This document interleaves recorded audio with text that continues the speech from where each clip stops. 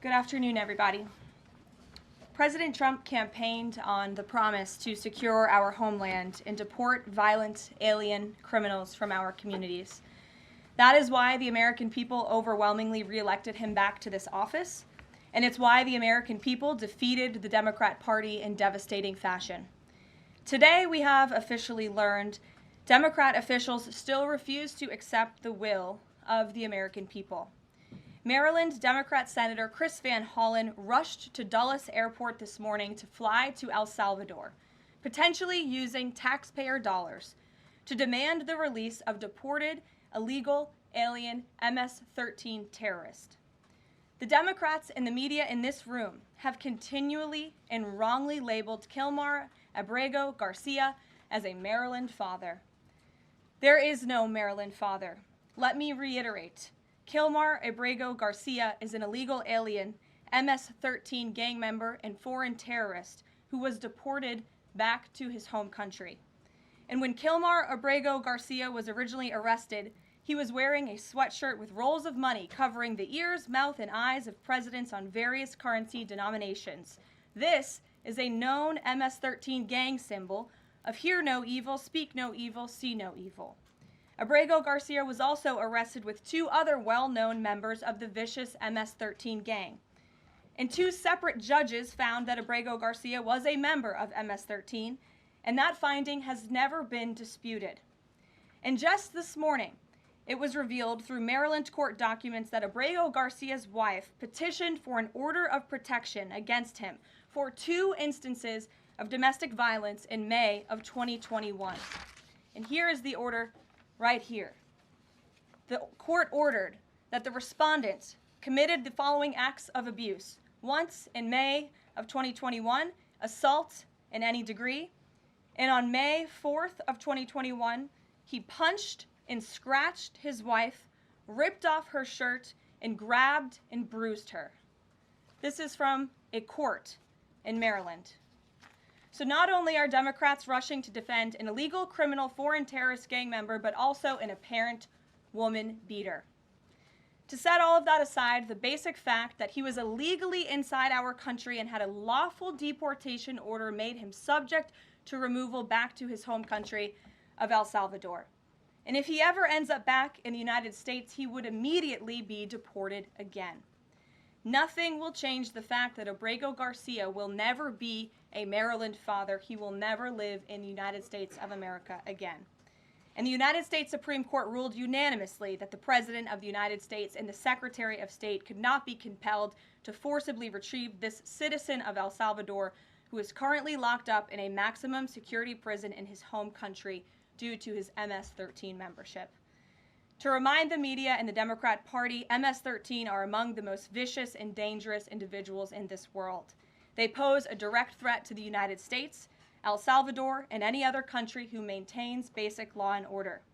MS-13 rapes innocent girls and women, runs sex trafficking operations, murders for sport, and terrorizes law-abiding people.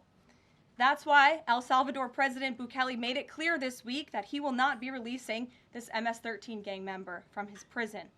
But that is not enough. All of that is not enough to stop the Democrat Party from their lies. The number one issue they are focused on right now is bringing back this illegal alien terrorist to America. But where are the Democrats applauding the fact that southern border crossings just hit a historic low? Where are the Democrats supporting our brave men and women of law enforcement who are putting their lives on the line every single day to arrest the violent illegal alien invaders that the previous administration allowed into our country? And where are the Democrats when innocent Americans are victimized by illegal criminals that Joe Biden let in?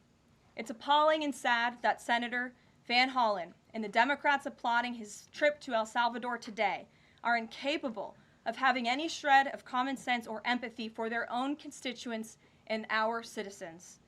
Nobody knows this more than the woman standing to my right, Patty Morin, whose beautiful daughter Rachel was brutally maimed and murdered at the hands of an illegal alien in August of 2023. Patty no longer has her daughter because of the failed Democrat Party's open border, and these are policies that President Trump is bringing an end to. Patty should not have to be here today, but she is, and we are grateful and we are honored for her willingness and her request to share her powerful story with the world. Thank you, Patty, for being here. Thank you. A lot of you don't know the whole story about Rachel and about the crime that was committed against her. Even us, her family, we didn't know all the details. They kept most of it close to their chest, the detectives, because they didn't want to do anything to hurt the case. They wanted to keep the integrity of the case, so they kept everything close. I sat for the last 2 weeks in her trial, and we saw layer upon layer upon layer of evidence against the accused, an illegal immigrant from El Salvador. And the things that we thought, well, maybe this might have happened, we didn't know. But when we were at the trial, we got all the puzzle pieces. And I want to share some of those things with you. You know that Rachel's a 37-year-old mother. She has 5 children. We've walked the trail for the last 25 years that we've lived in Maryland. It's a safe place for our family. It's where we go to get a little bit of New England, because that's where we're from, New England. When she went on that trail that day, she was not planning on dying. She wasn't planning on walking to her death. She was planning on going to the grocery store with her girls afterwards. Victor Martinez, he waited for her. He waited for her to come closer. He saw her. He saw that there was nobody around. He attacked her. He dragged her 150 feet, blood gushing from her head. It left a 150-foot trail of her blood to the culverts, where he picked her up, he threw her against the wall of the tunnel, and he raped her. But before he did that, he stopped on that trail, and rocks, still stained with her blood, he used them to hammer her head against those rocks. They say at least 20 times they could count the cuts in her head. They said that when they did the autopsy, and I've seen the pictures, there's a 6-inch square in the back of her head where the skull is shattered the way that you would crush an eggshell in pieces. 3/4 of her brain hemorrhaged. Her right and left side of her face bashed in.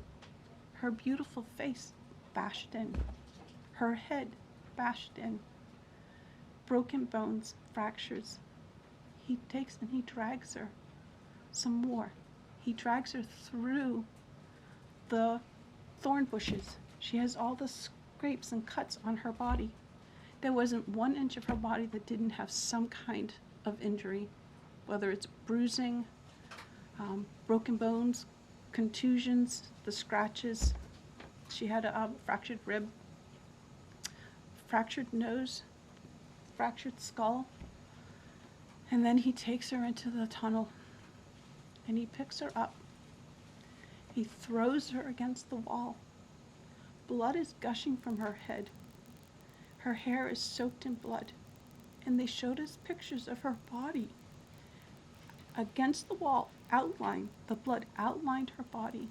And you could see where the blood ran down around her as he was raping her. And then he threw her down and raped her some more. And then he strangled her because he didn't want her to be able to live to tell the story.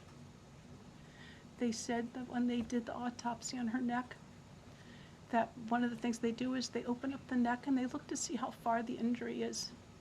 And they went all the way down as far as an injury is possible, hemorrhaging in the muscles because of how strong and violent the group was around her.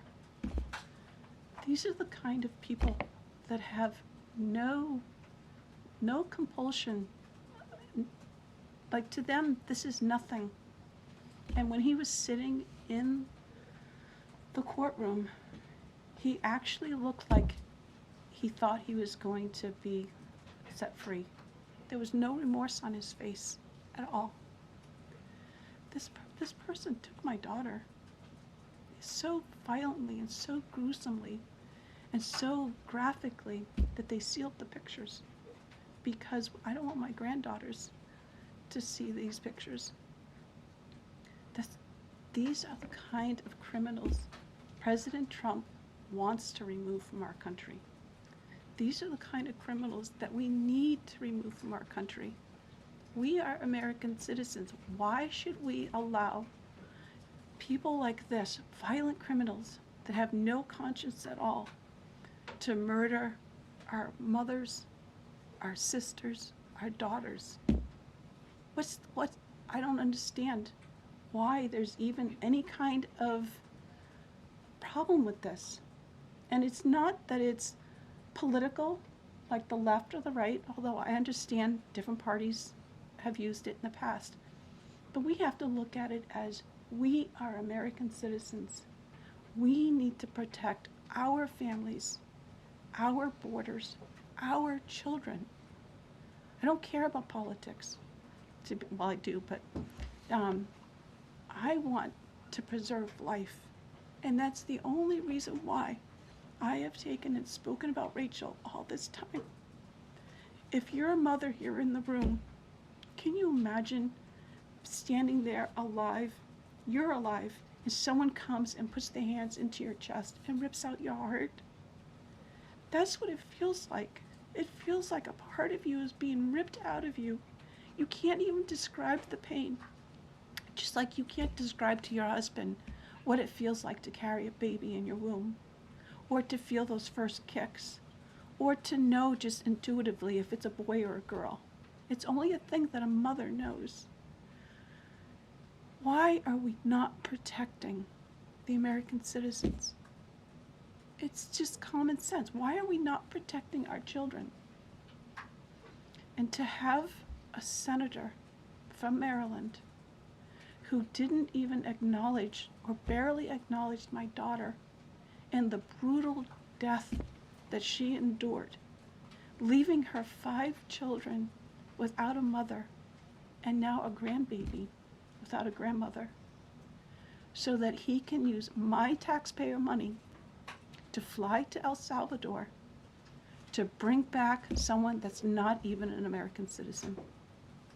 Why does that person have more right than I do, or my daughter, or my grandchildren? I don't understand this. Thank you. Thank you. Thank you. And I just want to say that as a mother and as an American citizen, the president and our entire team, and I hope people in this room are grateful for your willingness to come here and your request to share your daughter's story. And I think the country hears you loud and clear. So thank you. Does anyone have any questions for Patty or for me? No? I have a question. No? Anybody? Okay. We'll see you all later. The president will be at his dinner later this evening. Thank you for being here, Ms. Morin. Thank you. Thank you. Please, Thank so you. sorry for So your sorry pain. for your loss. thank you. Please tell the truth. Tell the truth. Yeah. Tell like how violent it really is. This is about protecting our children. It's more than just politics or votes or just anything. It's about national security, protecting Americans, protecting our children. Thank you. And thank you for listening. Thank you for being here. Oh, I had a good cry.